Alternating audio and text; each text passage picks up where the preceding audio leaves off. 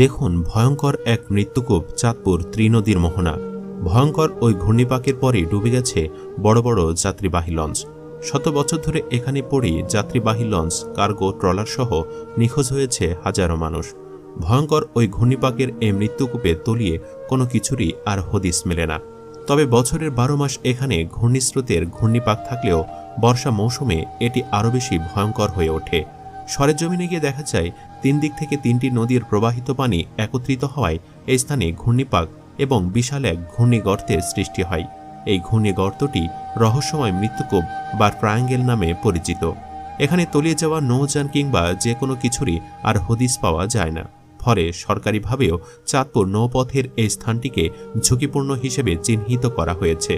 তবুও অনেকে বাধ্য হয়ে এই স্থানটি পাড়ি দিয়ে প্রতিদিন পার্শ্ববর্তী 40টি চরাঞ্চলে শত শত ট্রলার মালামাল ও যাত্রী নিয়ে পদ্মা মেঘনা পাড়ি দিয়ে থাকে। ইঞ্জিন চালিত নৌকা বা ট্রলারই এসব এলাকার যোগাযোগের একমাত্র বাহন হওয়ায় জীবনে ঝুঁকি নিয়ে মানুষজন জেলা সদরের সাথে যোগাযোগ রাখেন। আর এভাবে আসতে গিয়েই অনেকে ট্রলার ডুবিতে মৃত্যুবরণ করে। খোঁজ নিয়ে জানা যায় বহুকাল থেকেই এই মৃত্যুকূপে নৌযান ডুবে ঘটনা ঘটতে শুরু হয়।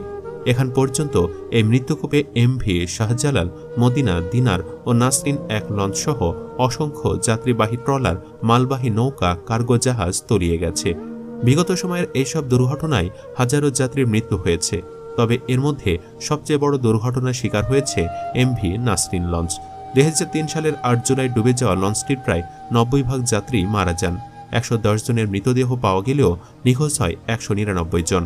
আজও পর্যন্ত এখানে ডুবে যাওয়া কোনো লঞ্চের সন্ধান পায়নি বিআইডব্লিউটিএ।